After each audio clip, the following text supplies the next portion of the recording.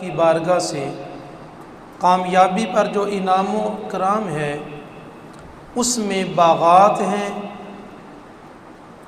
انگور ہیں، وَكَوَاعِبَ أَتْرَابًا، اور فرمایا ایک عمر والی اٹھتے جوبن والی ان کے لیے بیویاں ہوں گی، وَكَأْسًا دِهَاقًا لا يسمعون فيها لغوا ولا كذابا۔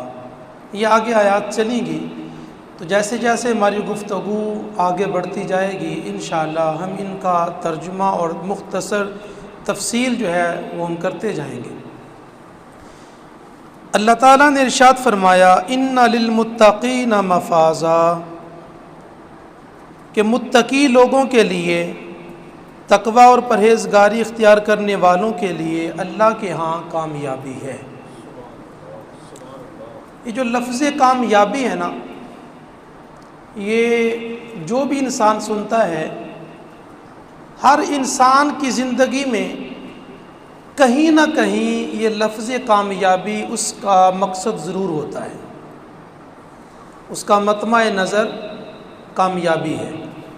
ہر انسان کامیاب ہونا چاہتا ہے، کوئی انسان ایسا نہیں جو ناکام ہونا چاہتا ہو۔ کوئی کسی بھی فیلڈ میں ہے، کسی بھی شعبے سے اس کا تعلق ہے، کامیابی اس کا مقصد ہے، اس کا مطمع نظر ہے، مگر افراد کے مختلف اور سوچ اور ذہن کے مائنڈ سیٹ کے مختلف ہونے کی وجہ سے کامیابی کا معیار لوگوں نے، ہم سب نے مختلف بنایا ہوا ہے۔ جو تعلیم حاصل کر رہا ہے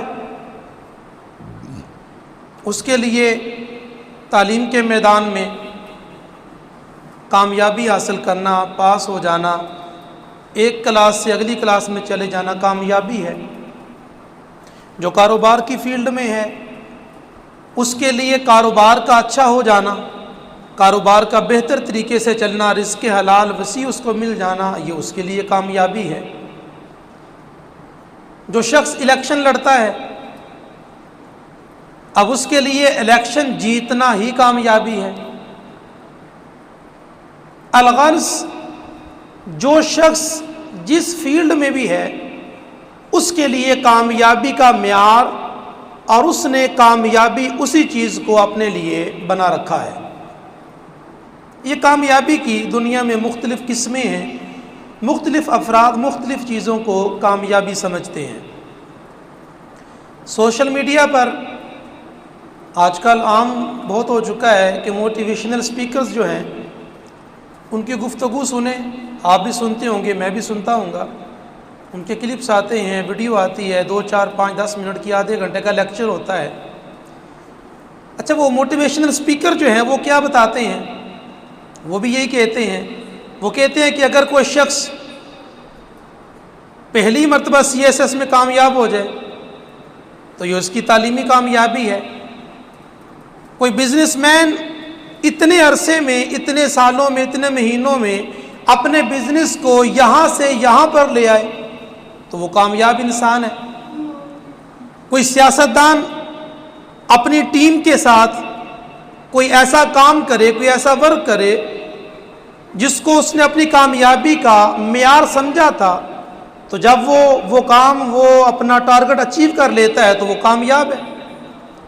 تو موٹیویشنل سپیکر جو ہیں وہ بھی ہمیں یہ چیز بتاتے ہیں کہ کامیاب انسان کون ہوتا ہے، کامیاب انسان کا معیار کیا ہے، کامیاب انسان کیسے ہوتا ہے، کتنے عرصے میں بندہ کون سا کام کرے تو اس کو کامیاب انسان کہا جاتا ہے۔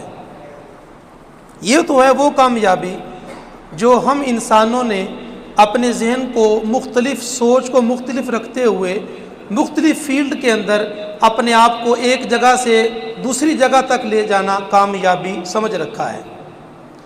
لیکن ذرا قرآن سے پوچھیں، ذرا مصطفیٰ کریم علیہ الصلاۃ والسلام سے پوچھیں کہ حقیقی اور اصل کامیابی کس چیز کا نام ہے۔ اصل مسئلہ پتہ کیا ہے؟ اصل مسئلہ یہ ہے کہ آج تک ہم جتنا قرآن ہم نے پڑھا ہے اور جتنا پڑھتے آئے ہیں، ہم نے قرآن کو کبھی پڑھا ہے دم کرنے کے لیے؟ کبھی ہم نے قرآن کو پڑھا ہے بیماری سے شفا پانے کے لیے، کبھی ہم نے قرآن کو اپنے گھر میں پڑھا ہے یا پڑھوایا ہے خیر و برکت لینے کے لیے، رزق میں آسانی کے لیے، اپنی دنیاوی مشکلات کو حل کرنے کے لیے، اور کبھی ہم نے قرآن پڑھا یا پڑھایا ہے اپنے فوت شدگان کی بخشش اور مغفرت اور بلندی ہے درجہ۔ قرآن کی برکت کا انکار نہیں ہے، قرآن پڑھ کر دم کریں گے اللہ شفا دے گا، قرآن پڑھنے سے گھر میں خیر و برکت ہوگی، رزق میں آسانی ہوگی، قرآن پڑھنے سے مریضوں کو شفا ملتی ہے، قرآن پڑھنے سے ہمارے فوت شدگان کے درجات بلند ہوتے ہیں، ان کی قبریں اللہ کے نور سے روشن ہوتی ہیں، ان کی قبریں ٹھنڈی ہوتی ہیں، اس میں کوئی اختلاف نہیں ہے، اس کا انکار نہیں ہے۔ لیکن قرآن کا مقصد کیا تھا؟